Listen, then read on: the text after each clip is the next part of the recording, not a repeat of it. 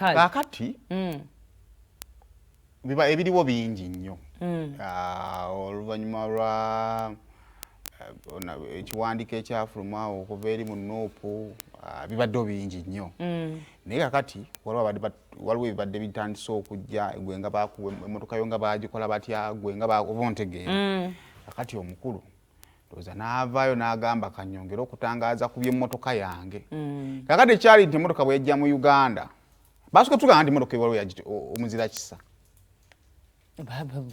okugigula bw'abaana bagisonda kakati emala newambibwa netwalibwa ku URA okuddamu okwekenneenya omusolo kigambibwa nti abasooka ogyekenneenya tebaamanya nti bali bakenneenya eri bulletproof eri Hamadi kakati wabula envaayo oluvannyuma lw'okutwalibwa yavaayo kati awo bulijjo babisala pulezidenti yagimugulira omuntu wabeera bw'ati abayo ne gavumenti bikoze bitya buli omu abadde alina sayansi we atambulira awo naye kimaliriza nnyini mmotoka ye asobola okutuwa details ezize then netuzigatta n'ezaffe ze tulina oba netuleka ezaffe ze tulina ne tutwala eza nnyini mmotoka zaakoze eki zaatuwadde kakati kiri gy'oli osobola okugatta details ku zizo oba okusigaza ezizo ezize n'ozireka oba okuleka ezizo n'osigaza ezize. Okay. Kale mu statement ye Kyagulanyi agamba ekiwandiiko kya URA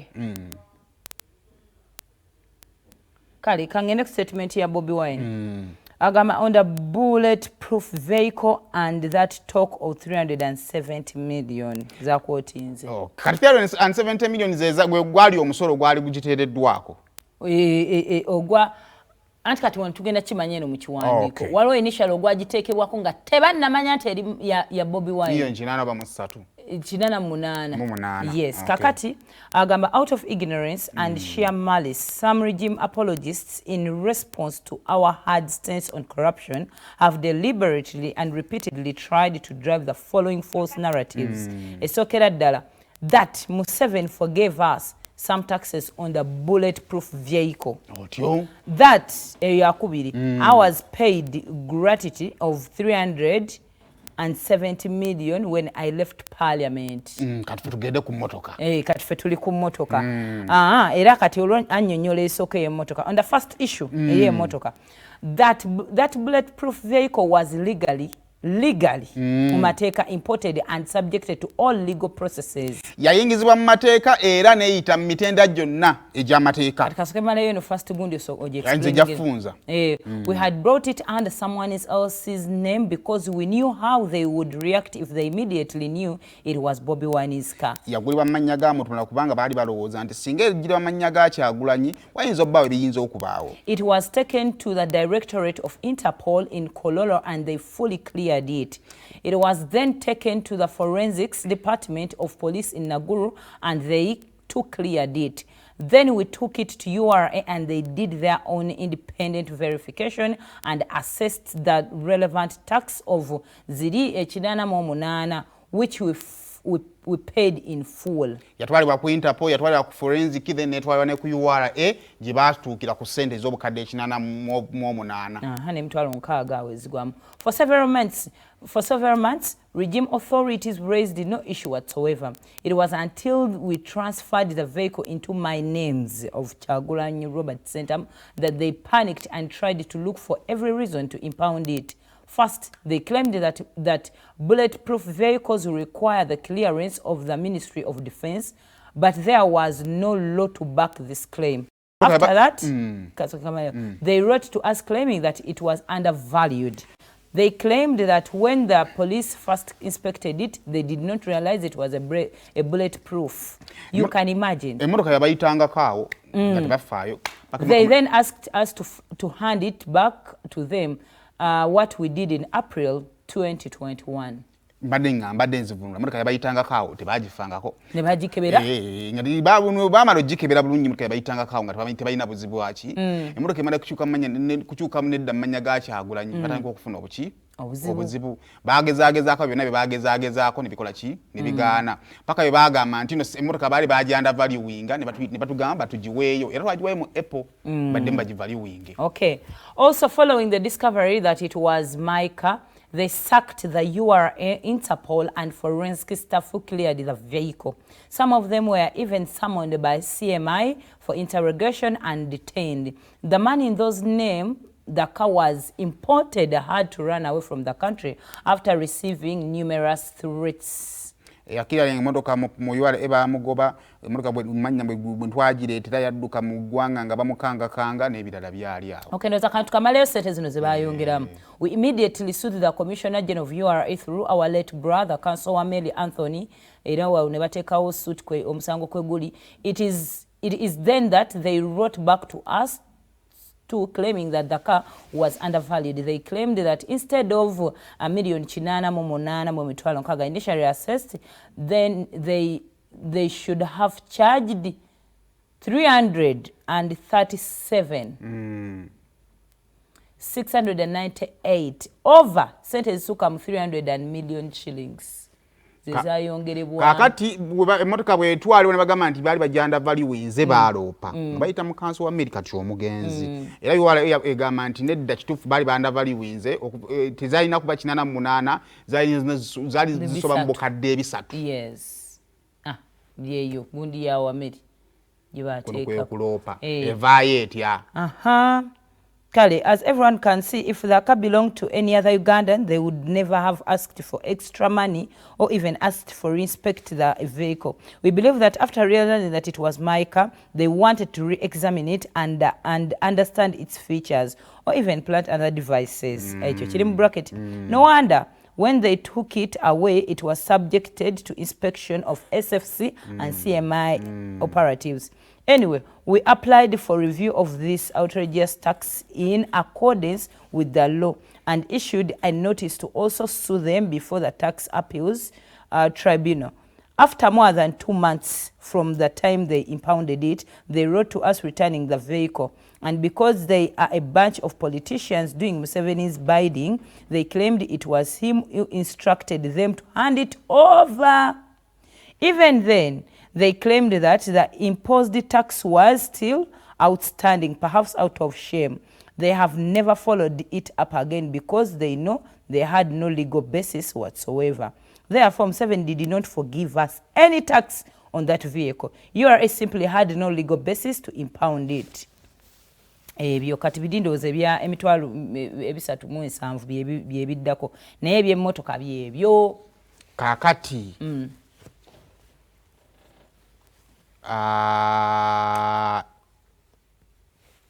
Byonna omuntu gyagala okuvugira asobola obbeera omutuufu. Kati akabuuza kati ninyo ensonga ne y'emmotoka ebaddewo kuva dda twagyogerako emmotoka eno. Actually, as Ugandans tukoma omanya emmotoka eno nga bagitutte tuddamu giraba abagirabako ku kkubo abaali bagitegeera kati twategeera awo sesanga si bwe yavuunulira okutubula ebiri mu mmotoka erimu ekisenge ng'ekomawo eweewo naye kati kiri kya mirundi ebiri.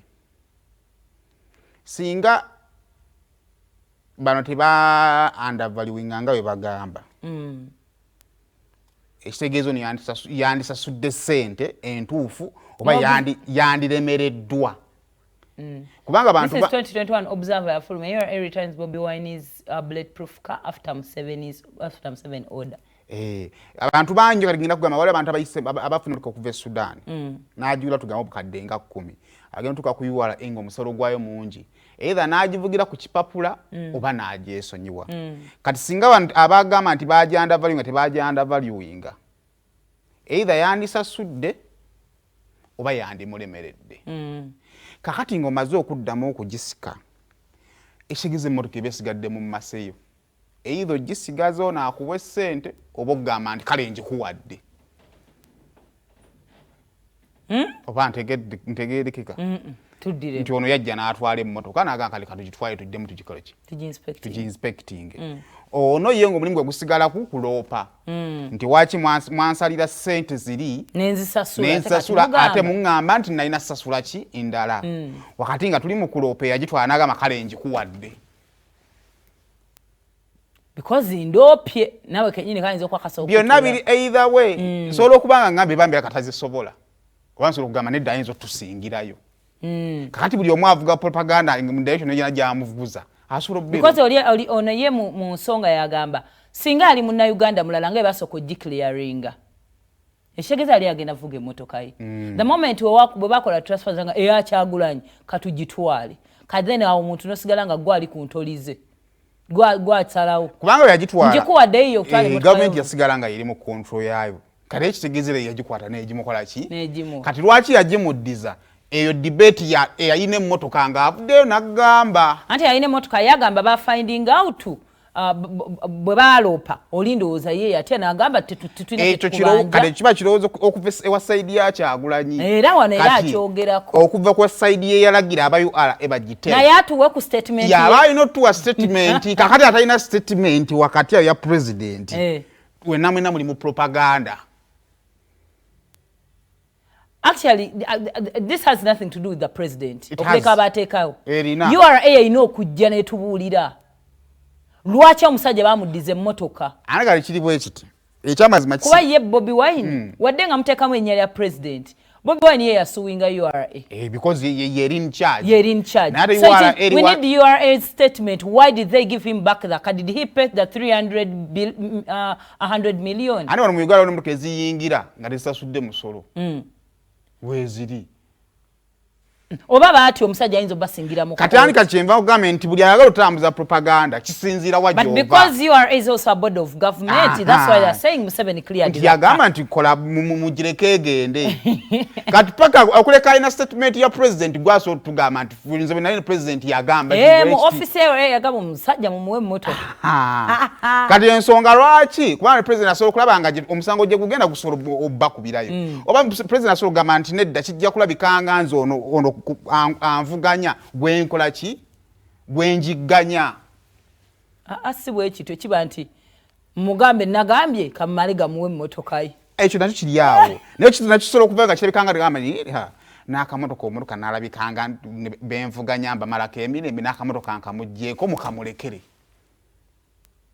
nekisinziira gwe oyagala gukubanga oguzaawa bw'oyagala gukubanga ogujja wa Kyagulanyi oguzza mu gavumenti gamba nti twabawangula baite balina kibazzaako bw'oyagala gukubanga ogujja mu gavumenti twamusaasa twamuwa n'emmotoka ye also nga bwe nagabamu n'ebintu like free things are expensive kiyinza okuba nga bagifuna bo nga bali balina bukasa bategeera nti ya Kyagulanyi ne bagireeta bwe bagikwata just bannange esigamye nti kyekyakola okusinza actual statement ya Bobi Wine mbalayika baafuna ne bateeka mu trackers nga maazo teeka mu trackers ez'amaloboozi yenga takyagivuga nnyo malayika yazaala akabaza so byebyo kati bana baleta whatever we are quoting is as propaganda nti Museveni nawe ya clearing emotoka n'agikuwa batuufu kubanga ne mu bbaluwa mwekiri wabula kya mirundi ebiri URA etayina busobozi bumanya ssente za mmotoka lwaki tebaziteekawo mu kusooka kubanga singa gwali mu ntandikwa ng'emmotoka eyingira bagamba nti omusolo gwa bukadde 330 nkugambye either bandisasudde ssente ezo oba bandigyesonyiye tuwulireko ku Munnayuganda yenna yali aguze emmotoka ye oba bano abantu abaclearingira ebintu ku URA nze nga maze osasula receipt yange ogimpadde ahe nomala nongamba nti tukuwandikidde commuter kato undervalue nze really akati yo debate ebegenze ya lulala kubanga olaba ne mu basawo bakola ensobi abantu ne bafa tokiwulirangako so many times tokiwulirangako nti omusawo yakola ensobi. So ensobi is human. Balekamu ne zipamba mistakes are human. Era jya kugamba twakola ensobi. Era bakulaze nokulaga ati abaana babagoba abakola ensobi. Ne stories z'emmotoka bakugamba je ziri ezifaana bwe zitunenga gundi zezaawo kana. Okumayanga babakola ensobi bageze buli wamu buli yakwata kwene emmotoka. You messed up. You unvalid that. Kati president w'eggwanga ono gwe twalonda. Yoli kaguta Museveni agenda okugamba. Laba ensobi y'abano bwegenda ovumaganya eggwanga musajja mu mmotoka ye. Kati ndi mukulowooza oba otegera naye kati mubagobe n'obbago mumuwe emmotoka ye ize bwe ndowooza naye kati ate bwe mba nkikuba nkijja ku state house ngamba oyo twamuwa n'emmotoka because ensi ya propaganda kati obuzibu bwe tulina be bano mmwe abakonsuminga propaganda mmwe buzibu tomanya ani aki naye kati kambuuze president ayogera bwogezi ku ssimu nga Happiness Seimo oba awandiika kakati mu nsi muno ebituufu ebimu biruma ebituufu ebiruma ate nga ne mu gavumenti yakyagwa inayo niwe eribezze era nabiribeera bwetyo etwagwa ku bbaluwa ya president gye yawandiikira ani Chief Justice okitegeera so we believe president writes he pens down everything kati yajja kugamba togiraga ne order agikoze eki ate yakyali very important okihighlightinga nti tugikuwa tumusoti tugusonye ne president yakoze eki yakiriza with some respect on his name ate nakyo kikulaga nti era ye president waki tuyongereyo bagamba akusinga kubya kakati guno tuguleskedde mmwe buli omu achuzinge waabwe gwamanyi kiri gy'oli kutwala propaganda gy'omuzza kyali onumase baali bateekeddwa kibanga kubanga musamba akapiira kamwe muli kasaawe omusajja omukulu n'awamba omupiira gwamwe namana agamba kale gugongo bawadde era fa badde omusajja tuzogamba so kyekyo tekirina sayansi wanyaali awo ne bafudde alina amadika mbadde noonyeyo ku balina ku mmotoka ye agikiriyalinga ati kwafaga eri amadi mulekerawo okuyingiza okuteeka bebekulu wonna yemwagala nga mulina byemwagala oyisaawo emmotoka ye nnene bunene emmotoka ezo ziri mu series kati mwabakwasi ba iphone zaagala okufaanagana zimaasa asatu nesizo ezimu this is iphone 15 pro max latest tofaayo banange kyokulabako ekiri seimo katukirage tofaayo nabbanja musawo nina mu iphone 14 pro max nabbanja girete mwana nabbanja tofaayo ensonga yange etegereka nga togambi na kika ensonga yange ebadde nti essimu ezo ziri mu series ezaki naye wegedde ku byessimu kati mbadde njagala nziguse emboozi yange essimu ezo ziri mu series wadde zifaanagana kati anti waliwo ekiriwo kyetusobola olagira tumaliriza bannange anyiize tugende ku mboozi eddako bannaye imami obutwadde bukyamuluma